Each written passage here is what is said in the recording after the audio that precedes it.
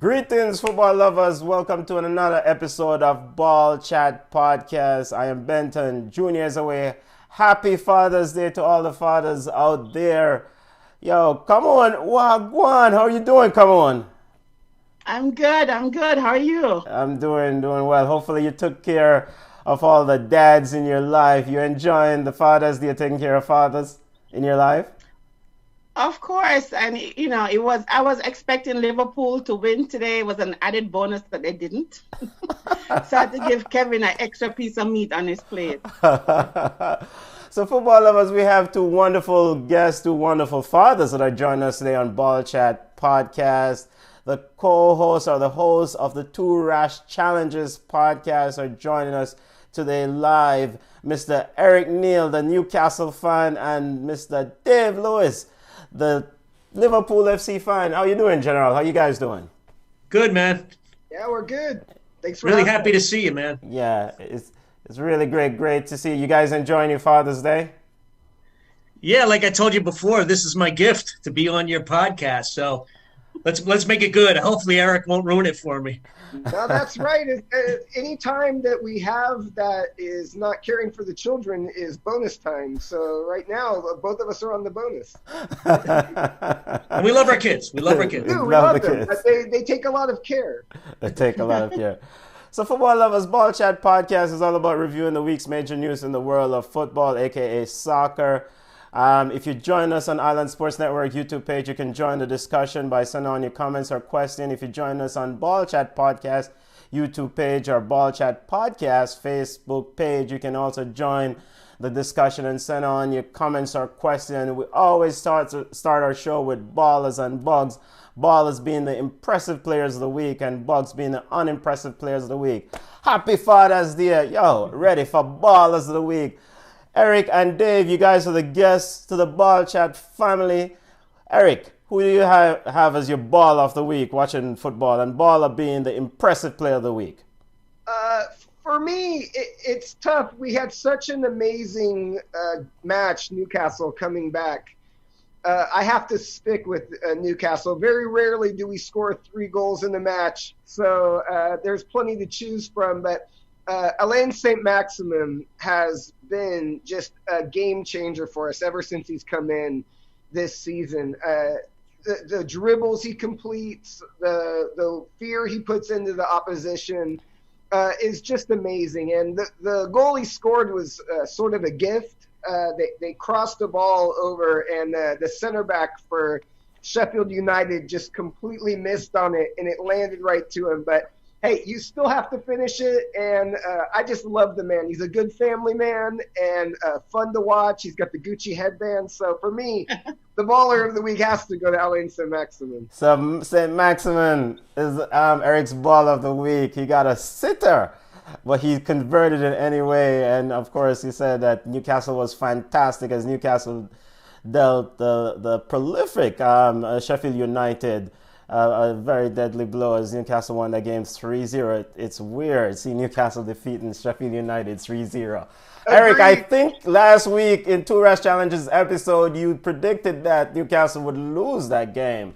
So it must be a reprieve to see that come through. Yeah, Dave and I were going through the 9 matches that were remaining in the season, and we only needed 5 to get to the 5 points out of 27 points to get to the magic 40 number, which normally means security and safety that you're not going to be relegated. And as we were going through the list, we were struggling to come up with 5 points out of that. And so to get 3 points and a +3 in the goal differential in the first match back, it really makes you feel like it would have to be a complete collapse to have it fall apart now. So I'm very pessimistic being a Newcastle supporter. I'll cross my fingers and wait for those 2 additional points, but I feel like we're probably up after that result. Excellent. So Newcastle, Saint-Maximin is Eric's ball of the week. Big up Pure Vita watching us on Island Sports Network. Pure Vita says, back by popular demand. Heal up family. El Pistolero watching us on Ball Chat Podcast Facebook page. El Pistolero, big up yourself family. I'll get to your ballers in a minute.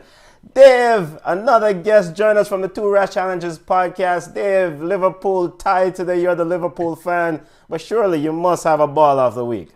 Yeah, unfortunately, the baller of the week is not on Liverpool. Like, that was a dire game. Trent Alexander-Arnold had a diabolical game. But this is baller of the week. I'm going to have to go to the Bundesliga for that. Yeah. We're going outside the EPL for this, yes? Yes, anywhere. It's your baller. You get to choose. My baller is it was going to be Pulisic for scoring his goal, but he came on as a sub and all that. And, it was great play by Pulisic. But Gio Reyna for Borussia Dortmund, he got his first start, big start in the Bundesliga, and he looked like a man. This guy is 17 years old, and what he did was, I don't know if you saw it, guys, but he's in the box, and he gets this ball from the right wing, and this beautiful touch to Haaland to score. And Haaland had an easy shot, but the touch from Reyna was world class, and this guy belongs. And I'm telling you, next year when Sancho goes and maybe Haaland goes, Reyna's going to be starting every game at 18 years old. So that's my baller of the week. Gio Reyna is yes. Dave's ball of the week. From the Bundesliga, Borussia Dortmund won a game. Soft soap Borussia Dortmund. I guess the title race is officially over, so now they can win games. But Gio Reyna is definitely a prospect for the future, definitely a kid that we've been watching here in the States, and looking forward to seeing him play more minutes on that field. El Pistolero says his ball of the week is going to give it to Everton. I'm a Liverpool fan, but they really defended well against us, and they stick with their game plan. Also, he's giving his ball of the week to Danny Ince. He's playing well since coming back from that lockdown. Big up Reggie. Reggie, yo, big up yourself. Football family. Reggie, who you have as your ball of the week. And happy Father's Day to Reggie, Kofi, and El Pistolero, the entire Ball Chat family. Pure Vida, send on your ball of the week. Come on. Yo. We save the best for last. Come on. Who is your ball of the week watching football? It's not even the last, because you don't even say your own yet. Okay. Nice try. So I don't know how his last name is pronounced. I think it's Mape. Neil Mape, who scored the winner against Arsenal. You know I was going to do it. So Arsenal lost to Brighton, and they lost due to that 90-plus, I think, 3-minute in stoppage time winner. So I'm going to give him, and I also want to give a honorary shout out to Traore. Whenever Traore is on the pitch, he plays extremely well. Forget that he's big like a truck, but he really, really shows that he's a very important part of the Wolves team. So I have to give him a little shout out. So those are my two ballers of the week. Come on, Lee is ready to beat Arsenal bad. You've been trolling them all week, and you start with it already. Come on, it's too early. It's too early. Come on's ball of the week is Mape. BHA Brighton Hove defeated Arsenal 2-1 at the death. Brighton Hove have won 7 games all season. 2 of those games are against Arsenal. Arsenal fans, don't beat me. Those are the notes I got from Come On Lee. Pure Vida says, big up to all fathers. Reggie says his ball of the week. Our fathers are happy Father's Day to all fathers. Reggie, you're the Arsenal fan. Who do you have as your ball of the week? AA Tennant coming out of London says Chelsea FC versus Manchester City. Who is going to win? We'll get to that in our preview and prediction segment coming on later on. Ball of the week. Atalanta pick up where they left off. Atalanta is one of those teams that doing really well in the Serie A. That's Pure Vita's ball of the week. Q2 watching us on Island Sports Network. Try to a number 2 but missed the bowl. I don't know what Q2 is talking about. Reggie says his ball of the week. He's not sure, but he has bugs and he's ready to send on his bugs. Find a baller, Reggie. We need ballers first. Stepping away from ballers of the week as impressive players of the week, my baller before I move away to the bugs of the week is Marcus Rashford. Marcus Rashford for what he's doing off the field. He's campaigning for feeding families. You know, excellent advocacy work, doing stuff in the community. Marcus Rashford is going to get my ball of the week. And I have to give a ball of the week to Marco Asensio. Marco Asensio returning from that nasty injury he picked up in a friendly game here in the States. He scored and assisted Big Benz as Real Madrid beat and teach Idiatan Valencia 3-0 in La Liga. But Marco Asensio, was good to see him back on the field. And Marcus Rashford for his work in the community, trying to campaign heavily, feeding somewhere in the vicinity of 2.7 million families, or having food for about 2.7 million families. Go on, do your work, Marcus Rashford. Stepping away from Ballas of the week, keep the Ballers coming to Bugs of the week. Bugs being the unimpressive players of the week. Eric and Dave of the Two Rash Challenges podcast are joining us today. Junior predicted Arsenal would win, so he decided to take a day off from the beating. So Eric and Dave join us from the Two Rash Challenges podcast. Dave, who do you have as your bug of the week watching football? So, being a Liverpool supporter, I can't stand Manchester United. They're pretty irrelevant right now. But still, I keep my eye on them. And watching De Gea in goal right now, this guy's a mess. He used to be world class. This isn't just a little bad form. He should have saved that goal, against Tottenham. It was right at him. It was hit hard, but top goalie needs to make that play. And you know what? De Gea, he's probably going to get replaced, with Henderson. So he'll probably finish this year, and then he'll go on, and they got to sell him. I don't even know what I'd pay for him. He's still quality, but his confidence is so low. So he really messed it up for Manchester this week. I thought they could have actually won the game. So De Gea, you're out of here for me, man. De Gea is Dave's bug of the week. De Gea is having a warm time at Manchester United. Manchester United drew with Spurs 1-1, as De Gea is the gift that keeps on giving. Eric Neil, the Newcastle fan, host of the Two Rash Challenges podcast, joined us on Ball Chat podcast today. Eric, who do you have as your bug of the week, being an unimpressive player of the week? Yeah, so mine, it happened this week, even though it was a makeup match from the previous round.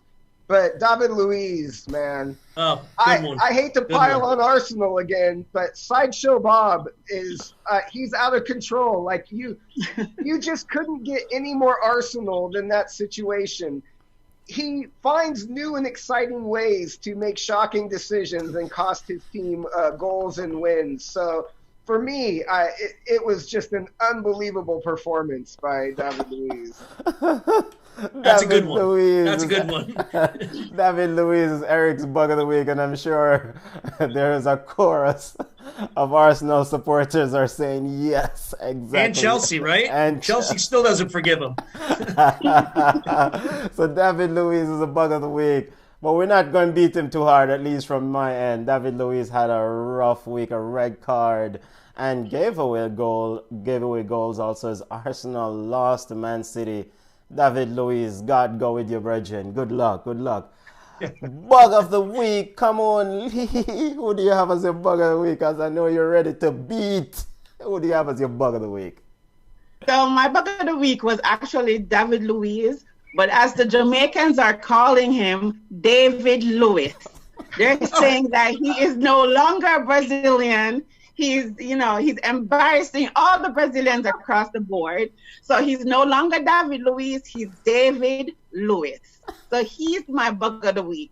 And I want to give a shout out to Mikel Arteta. I'm not sure what's going on at Arsenal, but you have to put Ozil on the pitch. You're not doing well. You're not creating anything. At least put Ozil in there to see if he can adjust and he can get at least a win. You can't lose to Brighton. And then, you lose like that to Manchester City. It's just, it's appalling. So David Lewis and Arteta, as a matter of fact, it's not even Mikel, it's Michael Arteta. Those are my bugs of the week. Come on. I'm changing my name. I don't want to be known with that guy, David Lewis. Come on, bugs of the week. Wow, David or David, which one? David Luiz, as the Jamaicans are calling him, rough week, and Mikel Arteta. We'll get to that as well. Try to dissect the Arsenal games as Arsenal lost to Man City and Brighton in the same week. David or David Luiz, bug of the week. Let's go to some of the comments. Jason Frame, big up yourself, family watching us on Facebook. Jason Frame says, ball of the week is Craig Dawson, striker's goal from a defender. Reggie says, ball of the week, not sure, too mad at bug of the week, Arsenal, but especially David or David Luiz, whichever one. El Pistolero says, right now, David Luiz is the world's bug, but forget him. We have to say Lovren. Seriously? If Liverpool don't sell this man in the upcoming transfer, it's going to be sad. So El Pistolero, the Liverpool fan, is throwing Lovren out for sale there. Kofi Powell says his bug of the week is undoubtedly David Luiz, bug of the century. And Jason Frame says, bugs of the week has to be my team. Arsenal was the worst match against Brighton. Not even, I'm going to mention a City match. Bug. Therapy sessions, football fan. Keep sending on your ballers and bug. BM watching us on Island Sports Network. BM says, David Luiz is garbage. The reason why he's still playing in a top league is because he's Brazilian. There's a lot of politics in football. AA Tennant says Arsenal, he's still vomiting. He sends a bunch of vomiting emoji. So those are his bugs of the week. And then you have Pura Vida, I think that's how he's called. He says the bug of the week is Tottenham for conceding a late goal against Manchester United. Not necessarily, but we can talk about that after. All right, excellent. All right, so football fan, let's get to the meat of the matter. EPL returned.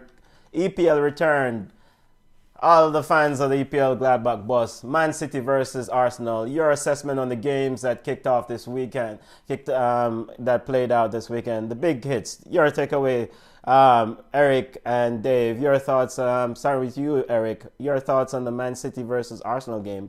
Quick hits. I mean, it's the result that you imagined would happen. You thought maybe there would be a chance that Arteta, having so much knowledge of the way they play and the players and everything, that he might be able to put some sort of plan together. But you're always running up against the quality of City. City's had a terrible year as far as they're concerned, for their standards. But still, when you look at their lineup, and you look at the players they're bringing off the bench, when you bring Aguero off the bench, that tells you everything you really need to know about that type of team. So it wasn't shocking to me, really. It wasn't shocking. What about you, Dave? Your thoughts on the return and the big matchup was the Arsenal versus Man City game on Wednesday? Yeah, I mean, I didn't expect Arsenal to get anything out of this. The problem is, and not to just unload on David Luiz, David Luiz. You know what? He was made a center back. He's not a center back. He's a midfielder. He's a talented guy. I mean, he's a good player. Why is he a center back? I will never know. So I kind of defend him just slightly, like just 2%. I defend the guy because I don't know what coaches saw in him that he would be a decent center back. Anyway, he's a midfielder. So I didn't think I thought it all went to plan. I thought City actually were really impressive. I thought De Bruyne was world class again. He's such a good player. Last week on my podcast, Eric and I's podcast, I said Raheem Sterling is a little overrated. Yes, welcome to the Jamaican segment. Yeah. Anyway, we'll get to that. But, Dave said Raheem Sterling for all the Jamaicans out there. Last week, Dave said. All I'm saying is, I hope you bring me back to the show one day. I will. We can talk about that later. But anyway, I'm a big Sterling fan. When he was with Liverpool. The Jamaicans are ready to beat you, don't worry. But you know what, City, Arsenal went to plan. I feel bad for Arteta. I mean, he should have known what he got into when he took this job. Arsenal are in horrible shape. Like, it's not a year, it's not 2 years. This could be a 3 to 5 year plan for them. Yeah. Come on, you had a 6-0 victory in last week's show. You predicted Arsenal would get 6. You did half the job. What happened? You know what? I think the players were tired. if it wasn't for the goalkeeper, it would have been 6. It actually would have been 8. I mean, if it wasn't for Leno, it would have been like 8. But I knew Manchester City would win when Otamendi was not in the starting 11. Right? And then, I realized the formation would not serve Arsenal well. I'm not sure, but what is up with Lacazette? I mean, they're not utilizing Lacazette. I think he's a really good player. I'm not sure if Arteta is understanding man management. I don't think he's utilizing the players that he has. Yes, Arsenal is kind of like, now they're racked with injuries, so it's going to be interesting to see how he moves forward. But a 6-0 was really possible, but the goalkeeper, again, was the man of the match for me. An elephant in the room here. Jason Frame says coach had a plan that was working until Mari got injured. Mari was one of the Arsenal big transfer coming out of Flamengo. Did you think Mari's injury really impacted this game as much as Jason is saying? David and and David, Eric. No. No. It's that simple. No. I don't think it would help. Yeah. No. I mean, when Leno went out, I mean, he was having a great match. I don't have a problem with. I thought it was a fair challenge. When Leno went out and stuff. So I think this was the result that was supposed to happen. You know what I mean? It didn't matter who came in and out, who got injured. Didn't matter. Yeah. So Man City. Go ahead, come on. I mean, Arsenal looked like they ran out of ideas. Like they didn't know what to do, how to play, how to match up against. Are we still talking about City, or are we going to Brighton? Because you could say the same thing. Same thing. You could say the same thing. Like they had no ideas. They have the players on the pitch, and I just thought, and for you to be outplayed, I mean, possession-wise, they weren't outplayed by Arsenal, but in terms of ideas going forward, I mean, like, did you see the last pass? I mean, you're defending, you're 1-1, and then you allow that man to rainbow you, run past you, and score. It's ridiculous. I would have all those players do 50 laps at training the next day. Why do they continue to play Mustafi? This baffles me. I would play anybody over him. Seriously, anybody. That's what we talk about. I tell everybody, every time I see the lineup and I see Mustafi, I put Mustafi and I put 15 smiley emojis because I'm like, what is going on? It's just crazy. Like, he's not that good. Why do you insist on playing this man? I don't know. Yeah, so football lovers, we've moved away a little bit from the Man City game and we're just dissecting Arsenal. Arsenal seems to be in a spot of bother, and that is in a spot of bother. And just to chime in here, Jason Frame said the fact of the matter is the wheels fell off when Luis came on. El Pistoleros, Jason says the coach had a plan that was working. So just want to query you guys' opinion on this. Is Arteta the man for this Arsenal job? Do they actually have their manager, you think? I think so. I mean, long term, yes. It takes a while to have a culture fall apart. And you think with Arsenal, Wenger had built something that was so beautiful and so reliable for so many years. And then you saw during his last 2 or 3 seasons that it was eroding and slowly falling apart. And so what Arteta has inherited is leftover culture that has been degrading over the years. So I don't think we can, even though he's new, this is his first, senior manager role where it's him in charge. He has a lot of experience working with Pep, and I think from his playing years has a very good football mind. So I think it would be too early to try and make a judgment that he'll be a success or failure, but I back him to be a success long-term at Arsenal. I think that is the right guy, and I think as he gets his players in and the type of people that have his mentality, I think you'll see it shift. But Dave was saying, it's a multi-year project. I believe that's true because you've got too many players that think, oh, well, I've made it to Arsenal. I can just mail it in and just, walk out there and put in whatever performance, and that's fine. And, Manchester United's in a similar kind of place where you've got to build back up that kind of resiliency and that where people fear you and are worried about playing against you. So I think he's the right guy. It's just not going to be for a little while. Yeah. What about you, Dave? Do you think Arteta is the man for this? Yeah, I mean, he loves that club, so I always, look, Ole Gunnar, I'm always mixed on him because he loves that club. I think Ole Gunnar's a little blinded there. I think Arteta, coming from Pep and from his tutelage, I think he's going to be good.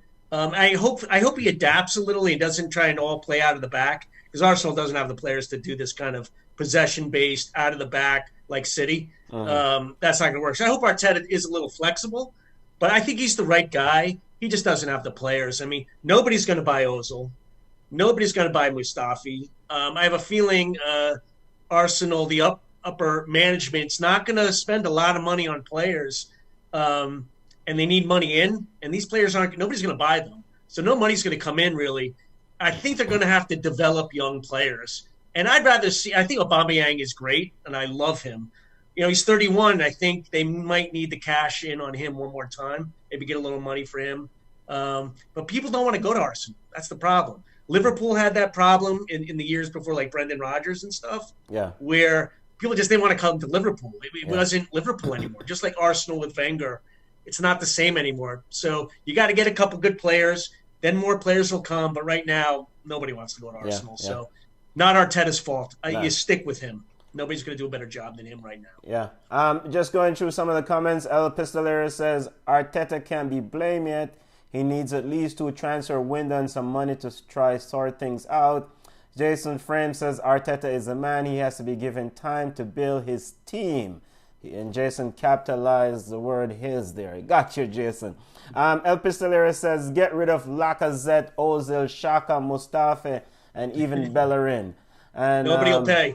And Jason also says, El Laka are the only baller who can hold up a ball.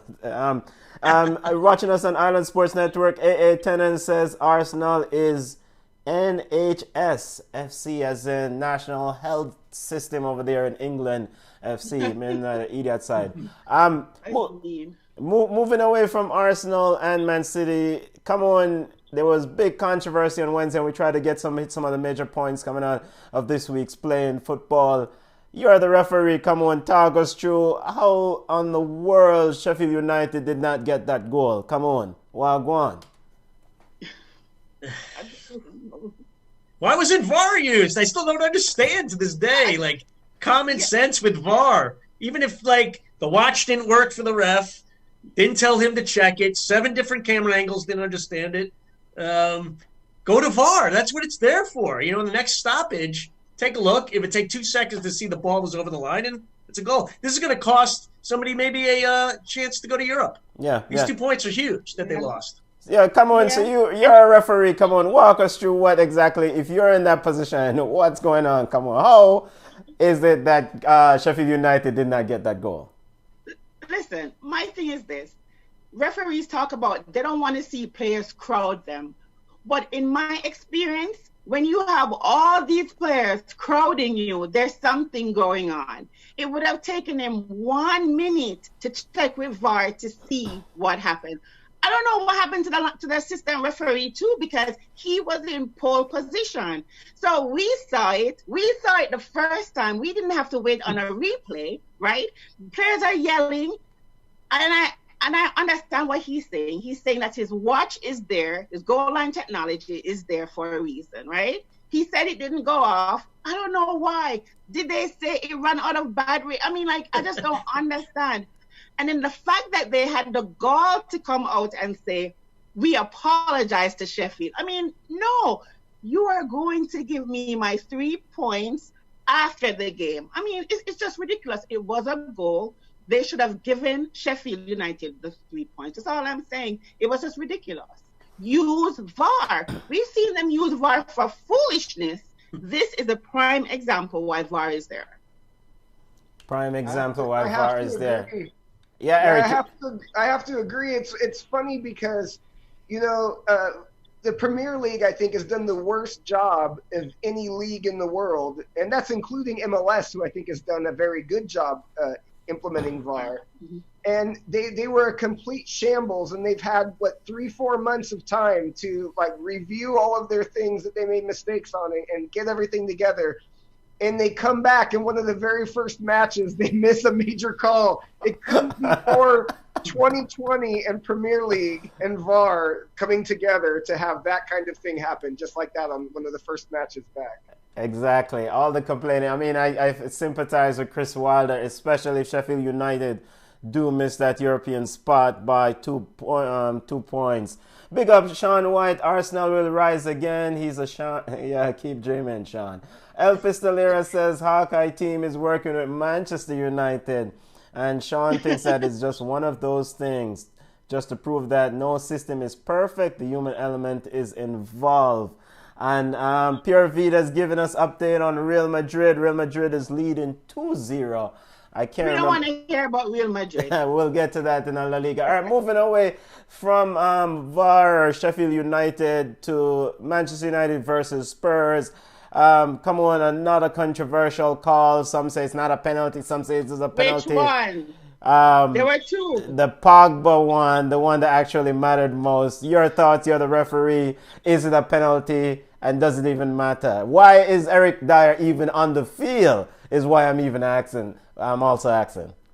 Did you not hear Jose Mourinho say that his squad is skeletal? Didn't you hear him say that his bench is weak? I mean, didn't you hear him put all the excuses out there because he was like, okay, if we lose, this is the reason why. For me, I would have been okay if that call we went either way. So for me, 50-50, Pogba actually beat him. I mean, I could call the penalty. Then if the referee had said no, then I wouldn't have argued. But for me, I'm comfortable with it being a penalty. He got beat.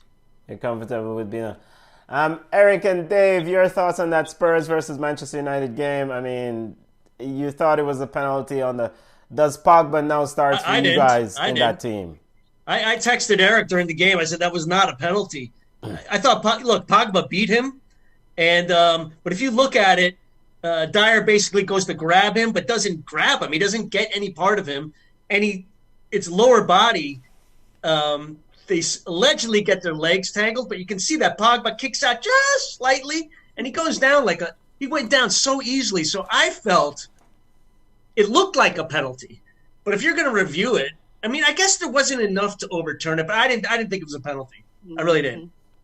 I would have to go. I agree it was 50-50. You can't be mad if they give it. You can't be really mad if they don't give it. There was enough contact there for me. The second one, though, was shocking. No. That was shocking. Even in real time, sometimes in real time you can't tell it's too close. In real time, you saw Jose jump up and he lost his mind. He was screaming, no. I mean, he was mad when he got overturned, even in his favor. From the space station without the telescope, there was no way that was a pen. So I give it to VAR though for getting that one right and overturning that, because that would have been a travesty if they would have lost the match on that.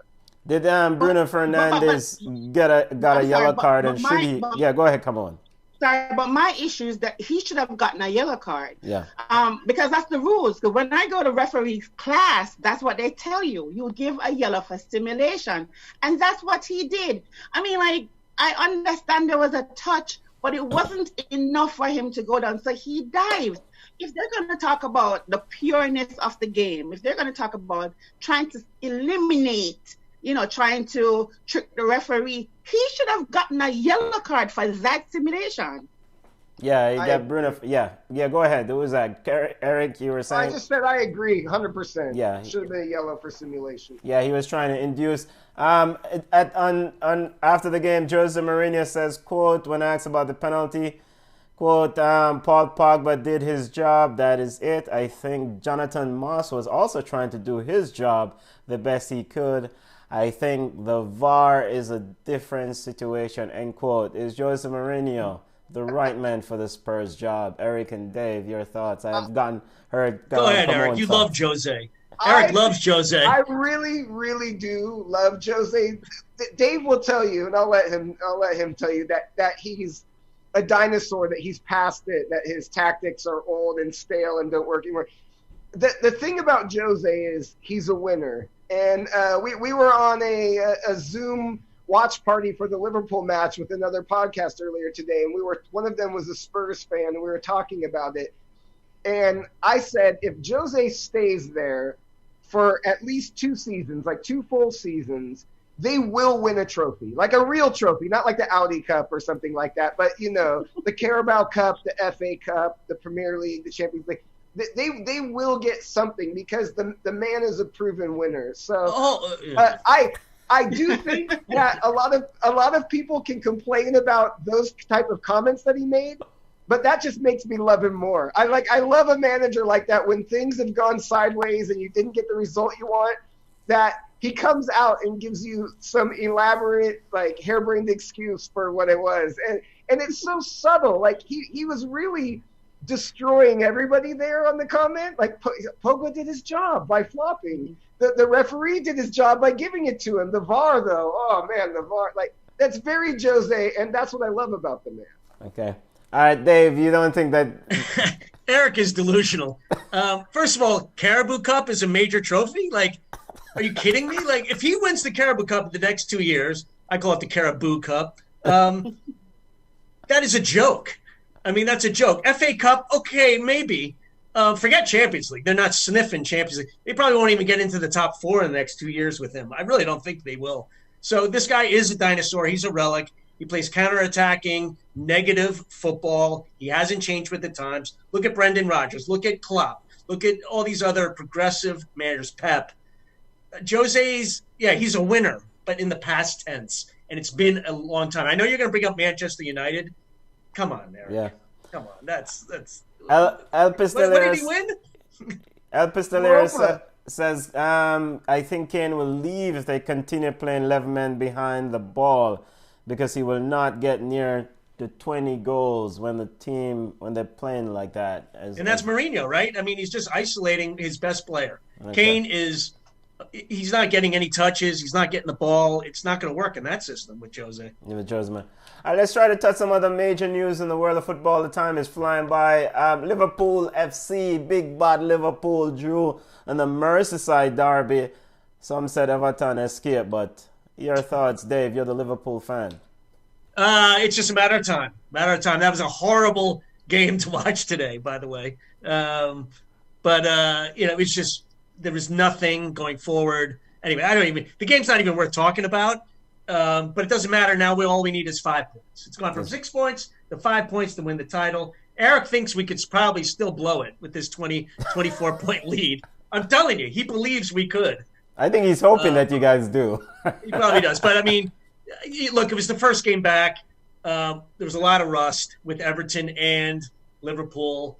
Trent Alexander-Arnold. Oh, the haircuts are terrible on these guys. Yeah. Gini Wijnaldum looked horrible with his haircut. Yeah. Trent Alexander-Arnold, what's going on? Mane looked sweet. But the football was pretty poor today. So Eric will agree. Yeah. We watched it together. Yeah. So Liverpool, if Man City drop points tomorrow, they will win the title on Wednesday with a victory against Crystal Palace. Eric, as much as you hate to admit it, it's inevitable that Liverpool will be your champion in a few days. Your thoughts on that? It's true. I had a great sign that I made for that watch party. It says *FC. For me, with Liverpool, it is inevitable. Not even Liverpool, with their history of bottling, big leads in the past, can mess this one up. It would have to be a biblical. History. It was a couple years, a couple seasons, not history. It would have to be a biblical run of form for them to blow it now. There's no way they could have it go south now. But I do like to point out to Dave that I've never seen anything like it before. Normally, when a team is winning, most people on other teams don't really care. They're annoyed, but they don't really care. For some reason, the whole of the football world, or at least the Premier League world, is united against Liverpool winning this. So I've told him that no matter what happens, that everyone is going to say it's *FC, that you waited 30 years to win it, but you played part of the season with regular rules, and then you came back and they had water breaks and 5 subs, and there were no supporters.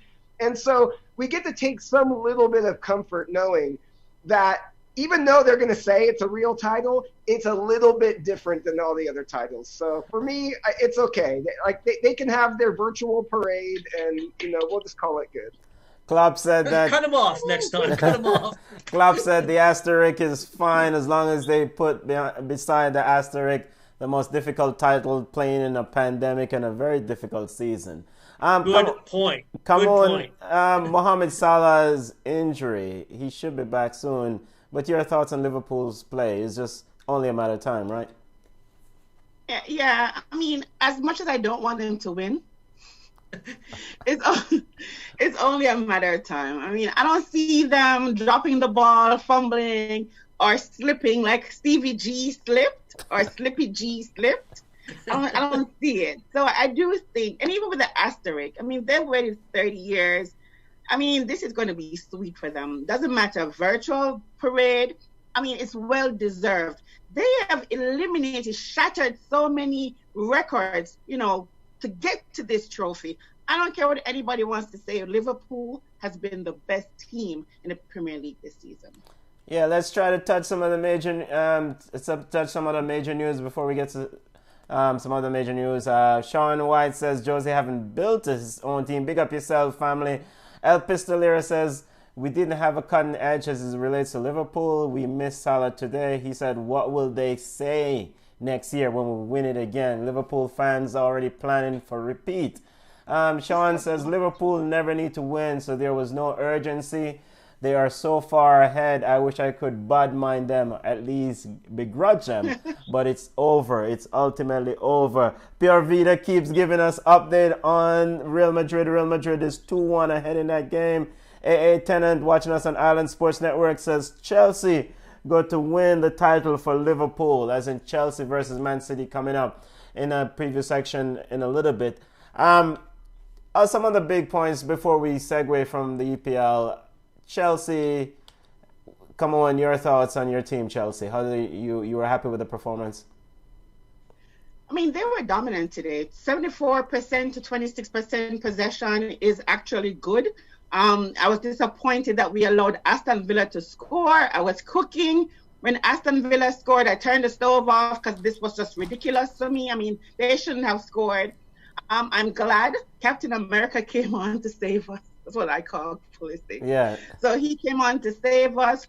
And it's also telling, it also shows you that Giroud is still valuable to Chelsea. I'm not sure what's going to happen at the end of the season, but I do think that Lampard should keep Giroud, even for the experience, because he does score when we actually need him to score. So I'm happy. I mean, but if Chelsea wants to drop the ball against Man City, I mean, I'm all for it too, as long as Liverpool doesn't win.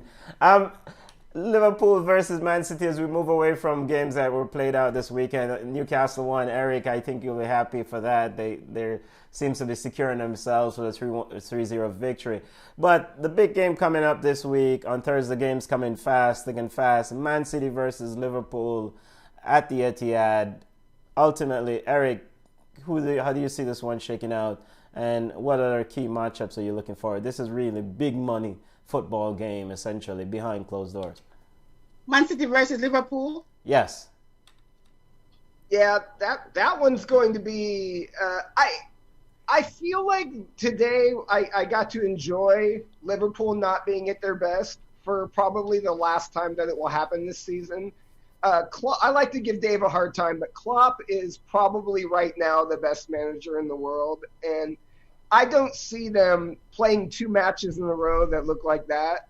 And so, to me, if you're talking about that, it's got to be Liverpool. It's got to be Liverpool. But as it relates to Man City versus Chelsea, your thoughts? I'm sorry, I thought you said Liverpool, Man City. Yeah, Man City versus. Bad. My apologies if I did. Chelsea don't stand a chance. If you saw what happened against, I love them. That's kind of almost a second team because of Pulisic. But I think if you watch what happened when they played Bayern Munich, a team that's at that level, you really have to think they've got a level to go. I think Frank will get them there eventually. They're a very young team. I mean, you imagine these guys when they're 3 or 4 years older than they are right now. And and think about how good they're going to be. But City are the finished article right now, and besides Liverpool, which I mistakenly was talking about, City is probably well ahead of everybody else. It's those two teams and then a large gap down to the others. Then a large gap down to Dave. Do you see Man City beating the brakes off Chelsea come Thursday? So City Chelsea is look. I think Pulisic's going to start, and it won't make a difference. And I think City. Yeah, I see City basically winning 3-1. So I don't. City is going to steamroll through the rest of this season. I think the 3-month break has really helped them.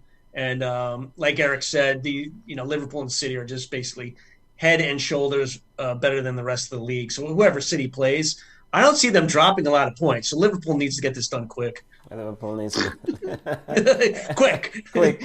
Come on, your thoughts. I mean, quickly, your thoughts. I see this as a tight game. Yeah. I think the battle will be won in the midfield. I think if Kevin De Bruyne comes out and he's exceptional, then we'll be in trouble. But if we can lock him down, I think it's going to be, maybe we'll squeak out a little win, but I think it's going to be tied. It's been a tight game. All right, pushing up against the clock, let's try to touch some other major news. It's good to have the EPL back, but football actually occurred in other places this week. We had a couple of titles that were decided, but before we leave the English Premier League, Sane has rejected the offer from Man City. Come on, you think he's going to be at Bayern Munich? I think he'll go to Bayern Munich. I think he'll go, and he'll actually play. I mean, he'll get significant minutes, more than what he's getting at City. So we all expected him to reject Pep's offer. I don't think he was happy. Yeah. And if a footballer is not happy, they're not going to stay. So I think Bayern Munich is he wants to win trophies, and Bayern's going to win all the trophies that they can, except Champions League. Except Champions League. Eric and Dave, Pep seems to be having trouble keeping the younger players. He lost Jadon Sancho. Now Leroy Sane is out the door. Pep, at least it seems, Pep made a declaration that he's going to leave in his presser. Your thoughts on that? Will Leroy Sane be a big loss, Eric, for Man City? Probably not long term, because even if they serve a Champions League ban for a year, which I don't think it will be 2 years, I think they'll probably – my original thought was they won't get any sort of ban. The lawyers will fight it, but they'll probably just settle on a year. I think that because of the money and Pep and the prestige, people will come there, but they are going to continue to lose those young players. Foden is going to be right behind Sane, because – if you're that good, if you're good enough to fit into the team and play with those other players and perform at that level, and you're getting, 5-6 matches a season out of it, it doesn't make any sense for you to sit there and just take it. So I think it's going to be a struggle for him to keep those players. It's going to be a struggle. Dave, you're a Liverpool fan. There are some Liverpool fans who would hope to have Sane there. But your thoughts on Sane leaving Man City? There's no way he remains in the EPL, right? The weird thing for me is, and I know it's going to sound crazy because Bayern Munich are such a big club in German football, in European football as well. But I feel like when these players go back, like Leroy Sane goes to Bayern Munich from City, it's a step down. I really do. I feel like maybe I'm biased to the Premier League, but Eric and I have watched more Bundesliga, during this break. I'm not impressed with the Bundesliga. Even Bayern Munich defensively is not they're not great. I don't know if they're even going to make it to the final of the Champions League or not. They're good. Don't get me wrong, but I feel like Sane will walk into Bayern Munich. He will start. He'll win titles, most likely the Bundesliga titles. I don't think he's going to win any Champions League titles. So I would have rather him stay either at City and fight for a place or go to another Premier League team. And to be honest with you, I heard rumors that he wanted to maybe go to Liverpool. And if I was Klopp, I would take him in a second. The problem is I don't know if he walks into that top 11 either. Oh, Liverpool, a step away from the glue. No, Klopp wanted him. Klopp they had ideas. I would love to see him, but I don't think he walks in there either. So I feel like he's going to Bayern Munich. He wants to feel comfortable. So let him go. City's not going to miss him. I don't think City's going to miss him. And a quick question as we're pushing up against the clock. his contract ends in 2021. Does a suitor just see out the ending of the contract and then directly negotiate with him rather than pay City? City has to get this done this summer in order to get something out of this deal, right? Dave? Yeah, I mean, they have to. I mean, he's still worth something. So they have to. I mean, look, with the pandemic and the break and everything, this transfer market's going to be all wacky. So nobody's going to get the money they should for these players. But I think Sane will still demand a decent amount of money. The problem is everybody knows Bayern Munich wants him. City, he wants to leave City. So I think the price tag is going to be kind of low. I think Bayern Munich's going to get a great deal on him. And I think City needs to take what they can get. If they let this contract run down and let him just play next year, that's not a smart move. So even if it's like $50 million for Sane, which would be very low, yeah. If I'm City, I would just take that money now and just let him go. Yeah. Getting through some of these comments. Jamaican Girl, big up yourself watching us on Island Sports Network. Jamaican Girl says Sanchez will not go back. As in, I presume that she's talking about going back to City. Let's get through some of the comments on Facebook. Chelsea looks like they're going to be Johnny Bravo in the future. Top heavy. They need defenders no matter who. They will have to be fighting for a top four. They need a world-class coach. That's El Pistolero. Sean says, I am with Sane with that decision. Didn't think he was treated well at Man City. El Pistolero says, the last time Germany wins a major trophy, most of their players were playing in Germany, so that's a hint.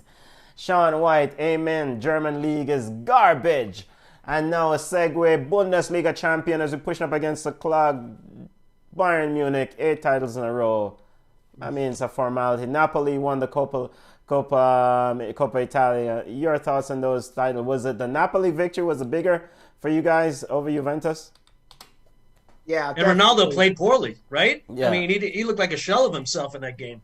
Well, I mean, if you think about the competition, I mean, Italy's been dominated by Juve for the last several years, and Germany's been, besides Klopp breaking up the monopoly, Bayern's been, walking the league over there. So to me, Napoli, like, winning that to me is much bigger than Bayern coming through again one more year in a row. Mm-hmm. One more year. Come on, you're going to chime in. I mean, is it Bayern Munich's fault that everybody else in the German league just is pathetic? I would use a more colorful language. Or when will the real Dortmund step up? Is it Bayern Munich's responsibility to make sure everybody else step up? No. I mean, that's unfair. It's not their responsibility. But I mean, I think the other clubs can make it competitive. This is how bad it is. My husband, who's a Liverpool fan, told me today that the Liverpool versus Everton was just like watching the Bundesliga. This is how bad. That's how bad and he doesn't watch it. I mean, we're in here watching the Bundesliga, and he just say, "Let's go plant 2 flowers or go mulch in the garden." That's how bad the Bundesliga is, and we can't blame Bayern Munich for being better than the other teams. I've tried to watch it. Even the second league, Bundesliga 2, is a little bit, more exciting than Bundesliga. So it's not Bayern Munich's fault that they beat and teach other teams. But you should, the other, Bayer Leverkusen, Dortmund, Mönchengladbach, they have good players. Even FC Cologne they have good players. Schalke, I'm disappointed in. They have good players. So it's just to find, that edge to really push Bayern Munich. And I thought Dortmund would have done that this year. But Dortmund is they're just so disappointing. You never know what you're going to get with them. Soft soap team, come on, soft soap team. They're weak. Intestinal fortitude is lacking. Stepping away from the Bundesliga to La Liga quickly. Come on, you're Barcelona.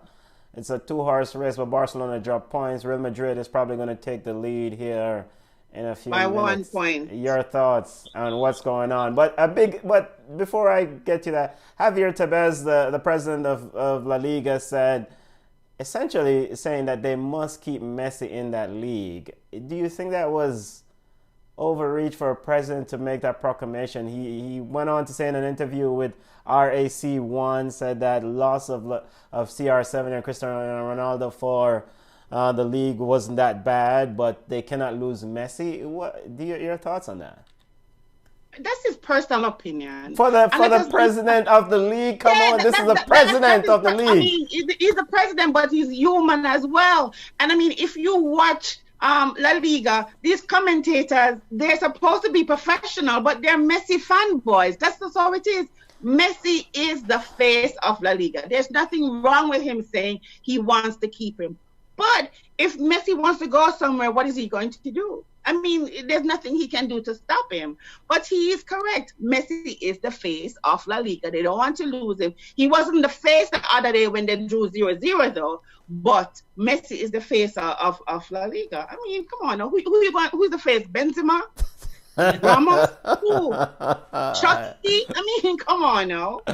Eric and Dave, I want to quickly get your thoughts on that. Is it okay for the president of the league, Javier Tabas, to proclaim Messi is the face and they're desperately trying to keep this guy? This is, Eric will agree because we bash MLS. We like MLS a little. This sounds like MLS with Don Garber, where he's like, we got to keep Zlatan, like the league owns Zlatan. No, he's with the Galaxy. But the setup with the MLS is totally different, as we know. Yeah. So basically, they own these players. I thought it was a strange comment. It's common sense. You would like to keep Messi. He is the face, like you said, Benzema, not the face of this league. But what are you gonna do if he's not going anywhere? I don't know if you guys believe it. He's not going. Yeah, he's not going anywhere. He might flirt with it, but that'll mess up his legacy if he left Barcelona. Yeah. So, Eric, your thoughts? I agree. Look, it would be normally inappropriate, except you have to just give a pass for anything that involves Messi, because when you're talking about like probably the greatest player in the history of the game to ever play, normal rules don't really apply. So in general, you don't want to say those kind of things. You want to be impartial. But like Dave said, it's common knowledge. Everybody knows that you can't lose Messi. So, I mean, it's 3 and... Kind of a duh moment. Yeah, duh. El Pistolero says Madrid is top, is leading the game 2-1. He says wait until Mbappe reach La Liga. Maybe he's saying that Mbappe is heir apparent. Quickly before we move away from La Liga, Real Betis fired coach. One coach already got sacked playing football in a pandemic. Ruby Ferreira. He lost 3 games and now he's out of a job. Sporting director will take over for the remainder of the season. How ideal. They play Espanyol, soft soap Espanyol. Let's discuss some football in our backyard as we wrap up. We have about 2 or 3 minutes to go. Come on, Lee. What's going on with the JFF, Jamaican Football Federation, the president, and this lawsuit? Can you give us an overview on this stuff? Well, so the JFF president, Michael Ricketts, right? His competition, it was the Clarendon FA chairman, what's his name, Ainsley Lowe. So Ricketts went on a radio program and called him a homosexual, and so that was so in an interview, and it was just so ridiculous because nobody asked him. So he just gave his opinion on the man's personal life, true or not. So Ainsley Lowe took him to court, and he won based on a judgment because Ricketts did not show up. So the case is still pending in court, but it is now bad because FIFA is looking into it, because FIFA statute is saying that that's discrimination. And I think FIFA frowns upon discrimination and talking about somebody's religion, sex.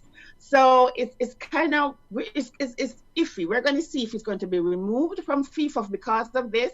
But the case is still pending, and he needs to know how much to pay, which I hear is in the millions of Jamaican dollars, though, that he needs to pay. So the judgment has not, been handed down yet, but he's in a bit of problem. Sean White says, what? Dave and Eric, I know you guys don't follow Jamaican football closely. Ball Chat Podcast, the rise of the Jamaican football family. I mean, do you have an opinion on this? That's shocking. We're not for any sort of discrimination of any type. So I hope if there is a judgment that it's paid and, you can move on. Look, every country, every culture has knuckleheads who say crazy things all the time. So I think it's just unfortunate, and we hope that is resolved. But I did have a quick Jamaican note.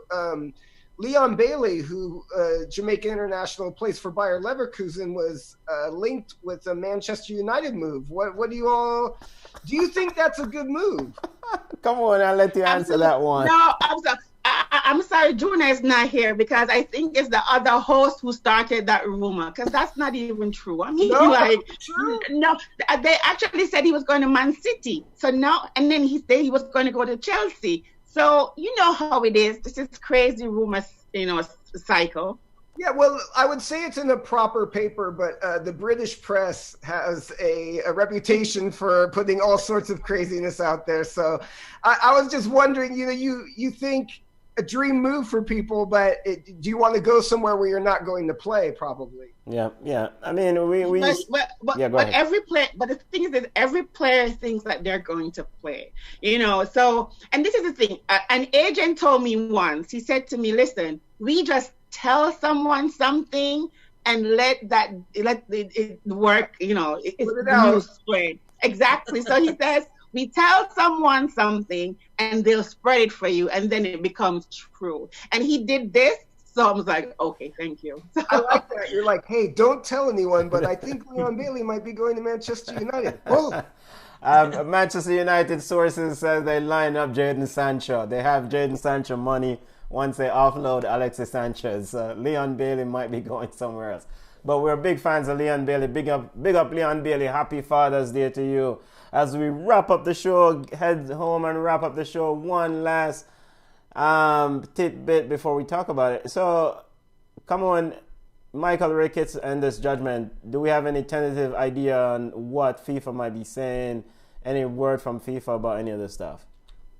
FIFA is looking at it. So the case is supposed to end June 8th, 2021. So it's still continuing. So I think FIFA is kind of waiting. But I was reading something that says there's a statute, Article 4 of FIFA statute speak clearly against discrimination in football. So if this is something that FIFA frowns upon, it's going to be interesting to see what punishment they will. But someone told me that Ricketts is not going to seek re-election. So that's another thing too. So we'll see. Oh, we're starting a lot of stuff today, Ricketts. We're starting the rumors. The rumors. Those are the views of Come On Lee. Wrapping up the show quickly, we want to discuss quickly some points or some things in our own backyard. MLS, Dave, I know you're not an MLS fan, but Eric, you're an MLS fan. Come on, is also. No, it's the other way around, really. We make a joke. I mean, Eric doesn't care about MLS. I love MLS. But I want to hear you guys' thoughts on this Project Restart July 8th quickly, and the players that have been, we've here in Atlanta, we have a couple positive tests for the Atlanta United outfit. Can they? Real quick. I know you're up against time here. Real quick, I love this World Cup style tournament. It's better than nothing. The problem is, it's not much better than nothing. I like the group stages. It's fun. A World Cup style thing is great. But the problem is, if the Premier League is this poor right now with rust, can you imagine how bad the play is going to be with MLS? This tournament is going to be hard to watch. It'll be fun maybe for some matchups. El Tráfico, the Hell is Real Derby, Atlanta United versus New York Red Bulls, something like that. But and that these points go towards regular season standings, that seems bizarre. So it's typical MLS Mickey Mouse stuff, and it's played in Disney World, so it all makes sense. That's funny. Go ahead, Eric. Go ahead. We're pushing up against the clock. Yeah, Dave said it best. Dave said it best. Come on, a few positive tests in the MLS. Your thoughts on this? Listen, I think NWSL would probably be more exciting than MLS, the tournament style and the points. When I heard about the points, it's just Garber being Garber. I just think they were idle, they were bored during quarantine, and just came up with this foolishness. I do know that some players, though, are unhappy. They're talking about it feels as if they're going to be in prison. I know Bill Mead was very vocal. He was talking about being locked away from his family, his friends, and that they don't feel like the MLS does not trust them enough to let them be free while they're there. So you have disgruntled players. You have players who are rusty. So I do think it's like a bad, recipe. It's not going to be good. We'll give you more on the MLS World Cup style playoff or tournament coming down in July 8th in Disney World. BM watching us on Island Sports Network says this is exactly why Jamaican football is doomed. Look at this unprofessional and incompetent buffoons running. Talk your mind. BM is upset. The comments with President Michael Ricketts, and we'll keep that stuff. We'll keep you abreast of that as more becomes available. Yard Ballas segment will probably return soon as more and more teams start to play football. More and more Jamaicans start to play. Let's wrap up the show, Eric. And yeah, go ahead. Come on. Hold a second. It's not classroom. You don't have to hold up your hand.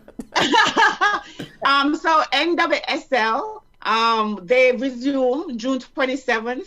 It's still like a tournament thing. One player actually was confirmed positive with COVID-19, so I'm not sure how that's going to play into it. But since you're talking about MLS, let's talk about the NWSL too, please. Thanks. Yes, we have to talk about both of them. Eric and Dave of the Two Rash Challenges, thank you for joining us. How can people reach and get access to your show? Yeah, the best way, you can look for us on Twitter. We're at @rash_podcast. Check out our website. Dave and I write a blog on our website. It's tworashchallenges.com.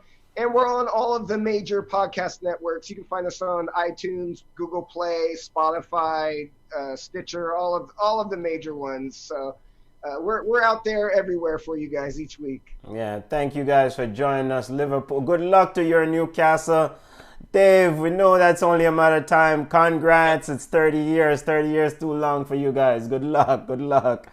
Thanks for having me, man. Appreciate it. Yeah, go ahead, come on.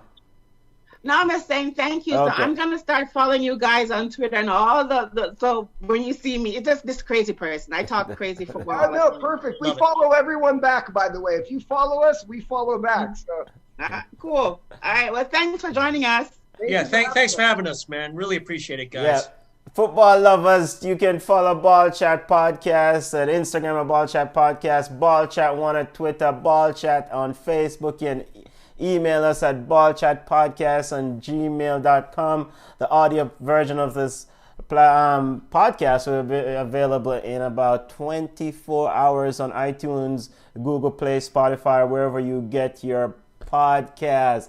Football family, stay safe.